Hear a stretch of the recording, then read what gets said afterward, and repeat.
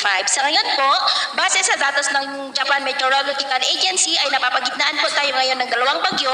Una na dyan ang bagyo na mayroong international name na Wutit, nasa kanluran po nating bansa sa labas ng ating area of responsibility, about 899 km west of Ilocos Sur. Nagbabanta po yan na maglandfall bukas ng gabi o hanggang sa Friday ng madaling araw. Diyan po sa may Hainan, sa may southern part po ng China.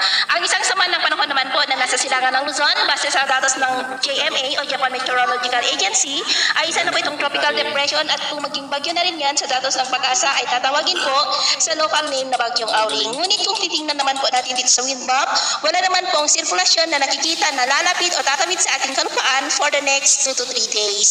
At ito naman ay pinapakita ng forecast model na ating ginagamit hanggang po sa susunod na 2 linggo. At sa lagay ng ating panahon, ngayong madaling araw dahil sa habagat ay may mga isolated rain sa ilang bahagi ng Ilocos Region, Batanes, Mountain Province, Zambales, Bataan, Metro Manila, Bulacan, Calabarzon, Bicol Region, Mimaropa, malaking bahagi ng Visayas, Sulu Archipelago, Zamboanga Peninsula, bahagi po ng Sorsogen. At mamaya ay sisikat ang araw sa malaking bahagi ng bansa pero may tsansa pa rin ng cloudy skies with isolated rain sa may Central Luzon, Metro Manila, Calabarzon, Mimaropa, Bicol Region, malaking bahagi ng Kabisayaan, Basilan, Sulu Archipelago, Lanao Provinces, Rigao del Norte at Sorsogen. At mamayang hapon, mas maraming lugar ulit ang makakaranas ng mas maulap na kalangitan with isolated light to heavy rain sa iba't ibang bahagi ng ating bansa. Kaya mag-ingat po tayo dahil posible pa rin ang mga banta ng mga pagbaha at pagguho ng lupa at posibleng malalakas na ulan sa ilang bahagi, lalo na po dyan sa may Bicol Region. At sa ating naman pong mga baybayin, dahil sa habagat ay maalon po ngayon sa kanlurang baybayin ng Luzon, maging sa mga baybayin ng mga isla ng extreme northern Luzon,